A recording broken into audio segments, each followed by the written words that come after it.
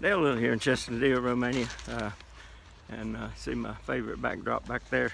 Not first, the fortified church of Chattanooga here in Romania. I've been going through chapter 11 of Daniel. Just got started in it. Covered the first few verses, and I'm going to take a little side trip here. It's the name of Cleopatra, and I said when I started this, I'd do a lot of history. We don't want to overlook the other things either, but a lot of times I love history, especially how it relates to the Bible. You see more of the providence of God, the sovereignty of God, when you tie the history in with the other things that are going on with the Bible. And as I've said before, I think the Bible is the most accurate historical document we have. Been proven over and over and over. People will say, well, they don't agree with this, don't agree with that. And there's been no evidence this person existed, no evidence of this event ever occurring. And then later on they'll find a clay tablet somewhere they've unearthed from thousands of years ago that documents exactly what the Bible said. And but still, people act like that's has never happened because they don't want to hear the news that there's someone to be accountable to, and the God of the universe. But it's been a little windy out here. You can probably tell from my hair, but let's get on with it. The reason I wanted to, people know about the Cleopatra 7, and that's the one that's in history. It's Antony and Cleopatra. Mark Antony and was queen or pharaoh actually of Egypt, in a sense. Some people have said, but there were actually several Cleopatras that were known in history. That, of course, been numerous people by that name. It was a common name all the way back by the time of Alexander the Great, which was sometime before Cleopatra 7 came along. But Alexander the Great's sister was named Cleopatra, and she's had an interesting life of her own. And it's not, you would think that being in the royal household of these famous rulers like that would be something else, and I'm sure it was. I don't think I'd want to trade places with them, because so much intrigue and deceit and betrayal. Whole families killed, or either different members of the family, royal family, because they were a threat to whoever the new ruler is. And so many of them ended tragically. They may have lived it up for a while, but it didn't last. And so it is with Alexander and his family. It's said that Alexander the Great may come to power himself through with the help of his mother Olympias, who some speculate may have poisoned Alexander's father as Philip of Macedon, Philip II of Macedon, and so they'd had a wedding for Alexander's sister, and different stories to that. Someone said that someone attending the wedding killed the king. Others said that it was poisoned by, they thought, by this Queen Olympias, because Philip had married several other women and had put Alexander and I think Olympias somewhere else for a while. But at any rate, Philip died, and that left Alexander took over as king at a very young age, early 20, and was dead by the age of 33 then, after he conquered the world. So here his daughter had quite a thrilling life of her own. Actually, Philip II had married a woman named Cleopatra, and so you have two there already. Cleopatra is one of his wives, and then his daughter was named by Olympias was named Cleopatra. The first Cleopatra, and that's not to be confused with Cleopatra the First. This is kind of the first one we'll talk about, famous royal family. Cleopatra was the only daughter of Philip II, Macedonia and Olympias, and Alexander's only full-blood sibling. Philip's other children were their step-siblings. They all lived lives full of intrigue, but the children were also protected by a strong guardian, Olympias. The family's history is full of death, blood, and also covered with mother's love that made them all more famous than the other royal families. I get most of this information from an article, and so reading some of it, called Standing in the Shadow of Alexander the Great, Cleopatra of Macedon and Her Life of Danger. And it's on the website called Ancient Origins. You can find it and get more information there. Cleopatra was born about 355 or 354 BC. She grew up in the palace in Pella. Sure, there was a lot of good times there. And Olympias was determined to educate her children to become powerful rulers in the future. And you know, someone of this nature, you either rule or sometimes you die. It's two choices possibly.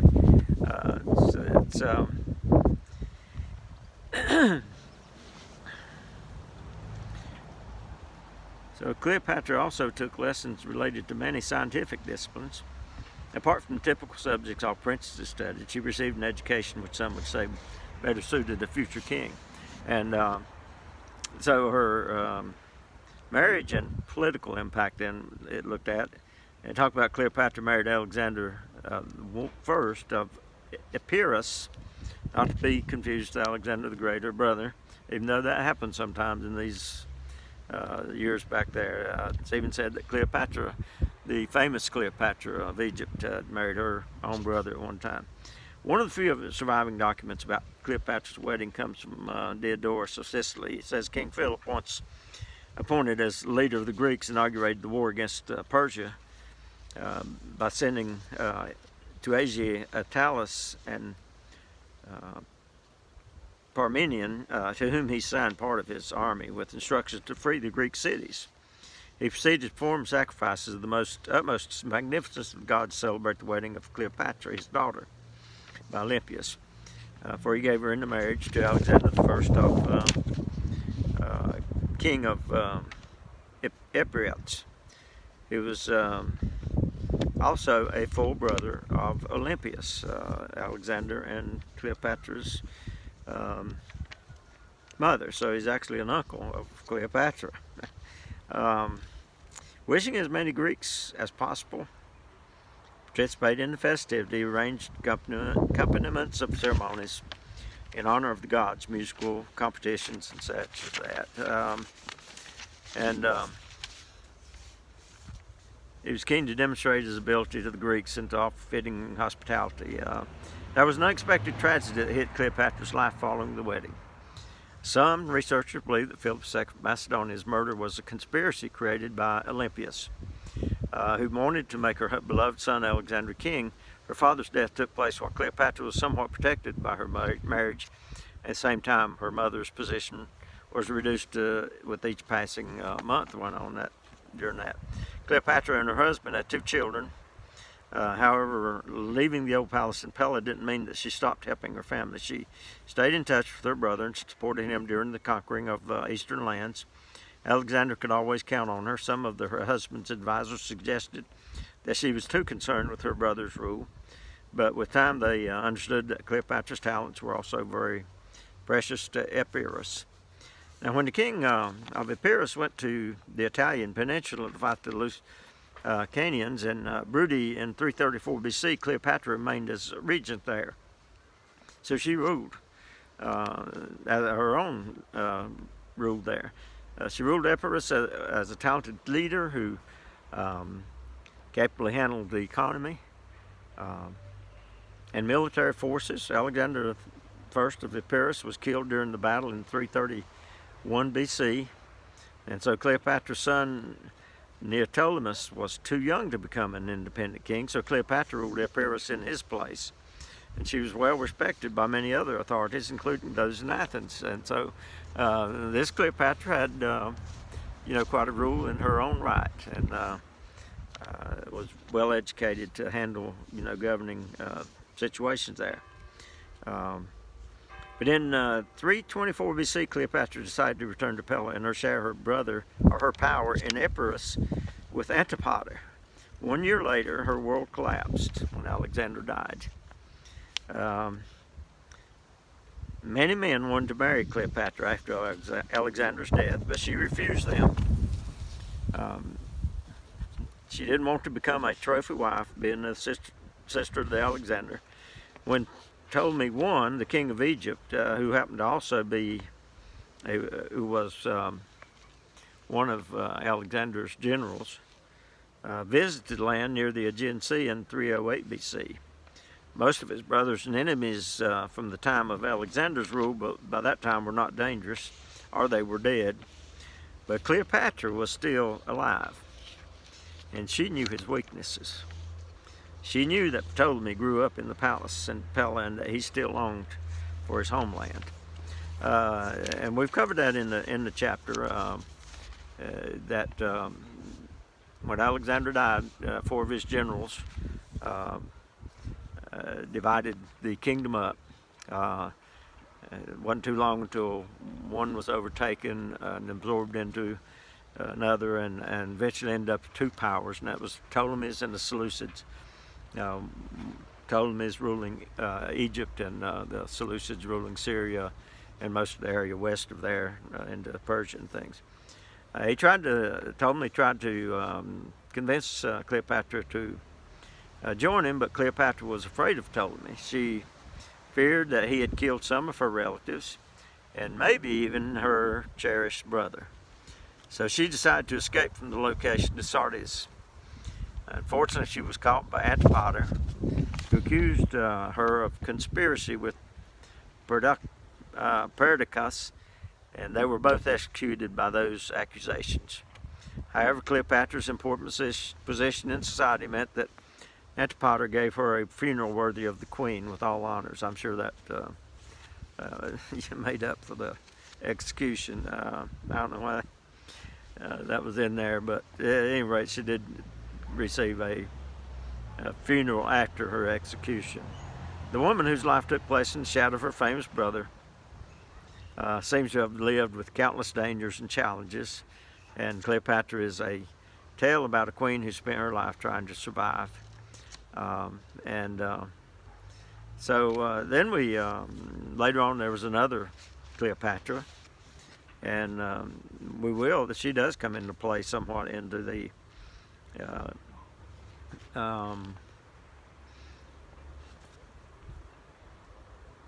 back and forth that we see. I'm trying to think of the right words to use there. It's not really lineage, but it is in a way. But the back and forth, the king of the north and king of the south, that's in chapter 11. And that's a lot of people get turned off by that because they don't have a clue what it's talking about. Queen of the north or king of the north and king of the south, but they're different kings, that keep changing throughout history down through there until you finally get to Antiochus Epiphanes, who was a type of the Antichrist that will soon come, I think. In about 200 BC, there's Laodice III, the Syrian queen, and we'll look at this, try to remember to cover this a little bit later, make mention of it at that time, and we'll get down that far. But she flourished around 200 BC, married her cousin, the Seleucid king Antiochus III, who was the father of Antiochus Epiphanes. His children were Cleopatra I, and Seleucus IV, and Antiochus fourth, Epiphanes, Antiochus Epiphanes. So Antiochus Epiphanes also had a sister named Cleopatra, and she's known as Cleopatra I. And then, of course, the most famous Cleopatra. Well, let me back up here. Yeah, this is Cleopatra I, Queen of Egypt, born around 210 BC. In Syria, died in 176 BC, daughter of Antiochus III, Seleucid king. And his cousin wife, Laodicea III, married Ptolemy V Epiphanes, king of Egypt, in 196 BC.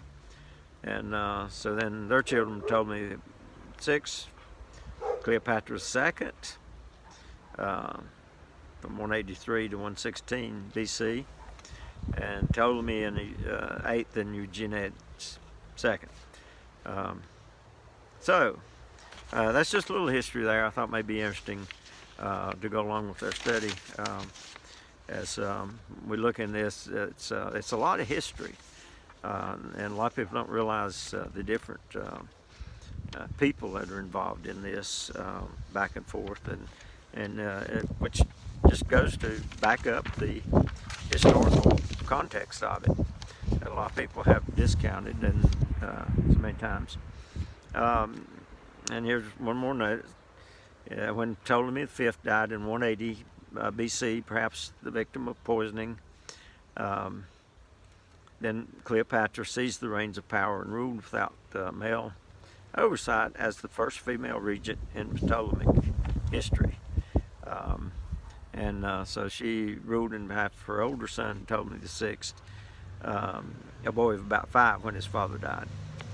And so there's another, like I say, several Cleopatras in this lineage here until you finally get down to past the time here.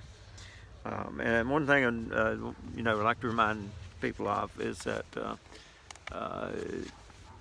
all this interconnects. It's amazing if we knew everything, how it connected together. And in this life we'll never know all of it, but it's all right in God's plan. We'll talk about later on. We'll talk about Hannibal a little bit. Hannibal's not mentioned in this lineage either, but he is in this time period. And where I see him coming in at is that Rome was intent on becoming a world ruler, and they were determined they were going to rule the world, and had that for hundreds of years. They would have been on the march much sooner to have taken the Holy Land, but it was not God's timetable yet. And so, at the right time, finally, I think it's for 15 years that Hannibal had control of Italy, and Rome could do nothing until finally they took troops and attacked Carthage, and Hannibal had to retreat from Italy and go try to protect his home land there, and which Rome ended up winning that battle then finally after he had Hannibal destroyed the Roman army several times, but they just kept rebuilding. And so when finally they got rid of Hannibal and got rid of some other things and started marching eastward through Greece and Macedon and on through the other countries there, and finally get to the Holy Land area, just in time for Augustus Caesar to set up an edict that everyone would go to Bethlehem or to their home place. And then there was a young couple by the name of Joseph and Mary that went to Bethlehem to give birth to a child as they were registering for their taxes. And so perfect timing, just when God had it planned. And all these different interactions, not one delayed what God was planning to do. Not one made one show up too early or too late, right on time. And that's the way God is. I've often, whether it's you like that good of a illustration or not, many times it seems like that. If you've ever seen the old silent movie where the hero and the heroine and You've got the woman tied on the railroad track, and just at the last minute, the hero shows up to get her untied, and just before the train comes and would have crushed her, she's delivered.